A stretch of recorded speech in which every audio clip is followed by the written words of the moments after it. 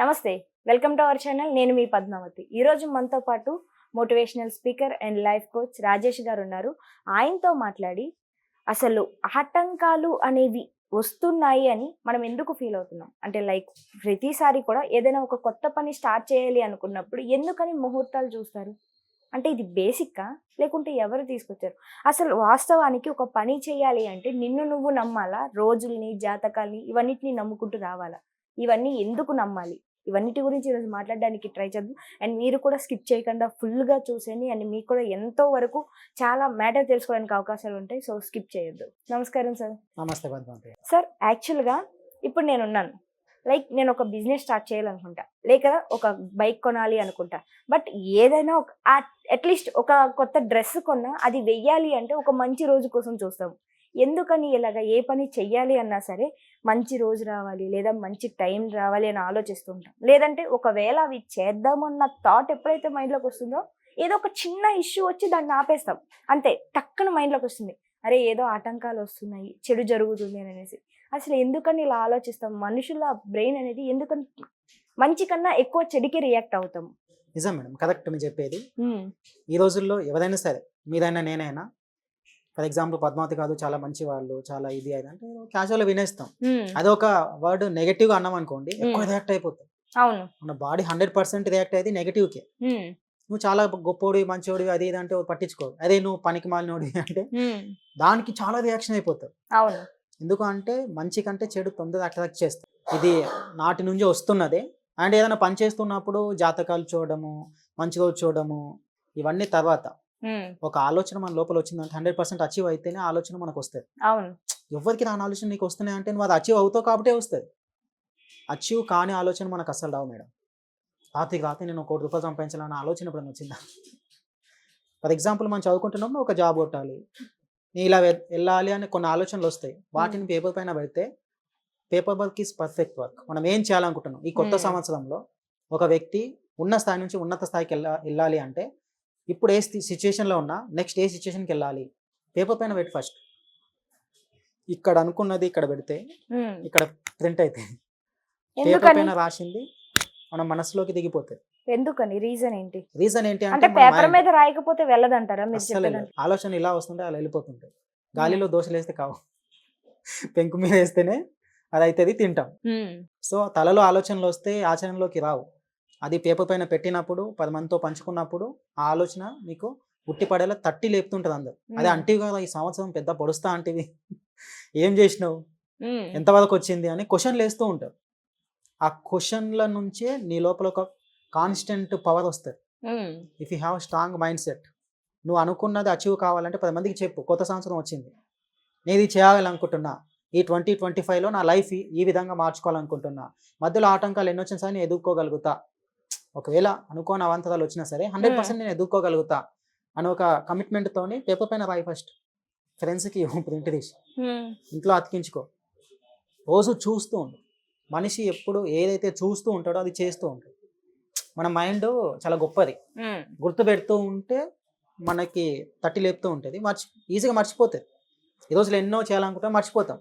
చేయాలనుకున్న పని రాసి పెట్టుకుంటే, ఫోన్లో వాల్పేపర్ పెట్టుకుంటే, ఇంట్లో వాళ్ళకి ఒక ప్రింట్ తీసి పెట్టుకుంటే, ఎస్ ఈ సంవత్సరం ఇది చేయాలనుకున్నా, ఈ గోల్ ఉంది, ఇది అచీవ్ కావాలి అంటే లా ఆఫ్ యావరేజ్ ప్రకారం ప్రతిసారి మనం అనుకుంటూ ఉంటే అది అయిపోతుంది. యూనివర్స్ కూడా మనకు సహకరిస్తుంది. అండ్ మంచి పని చేసేటప్పుడు పండుగలు పబ్బాలు జాతకాల కంటే ముందు నిన్ను నువ్వు చూసుకోవాలి, ఇది నా వల్ల అవుతుందా లేదా. ఒక గోల్ పెట్టుకున్నప్పుడు స్మార్ట్గా పెట్టుకోవాలి. స్మార్ట్ గోల్ అంటే SMART, స్మార్ట్. నేను స్పెల్లింగ్ అడగలేదు. లైక్ ఇప్పుడు స్మార్ట్ గోల్ అంటే ఇప్పుడు నా లైఫ్ లో నా గోల్ ఏంటి అంటే, లైక్ ఇప్పుడు వరకు నా దగ్గర ఏదైతే లేదో ఈ సంవత్సరం నేను అది తీసుకోవాలి అనుకుంటా. ఇప్పుడు ఎవరి లైఫ్ లో వాళ్ళకు ఉంటుంది. అలాగని ఇది స్మార్ట్ గోల్ కాదు అని మనం చెప్పగలమా? దాన్ని అనలైజ్ చేయాలి. స్మార్ట్ గోల్ అంటే S స్టాండ్స్ ఫర్ స్పెసిఫిక్, ఇది నాకు అవసరమా కాదా. M స్టాండ్ ఫర్ మెజరబుల్, నీ గోల్కి ఒక కులబద్ధత ఉండాలి. ఈ సంవత్సరం 10 కోట్లు సంపాదిస్తా అంటే నవ్వుతారు. అంటే నీ యొక్క స్ట్రెంత్ ఎంత ఉంది దానికి ఒక కులమానం ఉండాలి. A stand for achievable. ఇప్పుడు నేను మహేష్ బాబులాకి అవుతా అంటే పాసిబుల్ అవుతుంది, ఇట్స్ ఇంపాసిబుల్. అంటే ఇంపాసిబుల్ అనేటివి పెట్టుకోవద్దు గోల్లో. నేను అచీవ్ కాగలుగుతాను, నీ బలం ఏంటి నీ బలహీనత ఏంటి నీకు తెలుసు, నువ్వు అచీవ్ అయ్యేది మాత్రమే పెట్టుకోవాలి. ఇంపాసిబుల్ కాని దాన్నే పాసిబుల్ చేయడాన్ని గోల్ అని అంటారు కదా, మరి అదే వర్డ్ కూడా మీరు చెప్తూనే ఉంటారు కదా, మరి అలాగే ఎగ్జాంపుల్ చెప్పినా కదా, ఇప్పుడు నేను మహేష్ బాబులో కావాలంటే అవుతానా? ట్రై చేస్తే అవ్వచ్చేమో, నేనున్న హైట్ కి ట్రై చేస్తే అవ్వచ్చేమో. It's impossible. జెనెటిక్ అంటే లైక్ మనం ఏ సిచ్యువేషన్ లో ఉన్నాం, మనం ఎలా ఉన్నాం అంటే అచీవ్ అయ్యే గోల్ మాత్రమే మనం పెట్టుకోవాలి.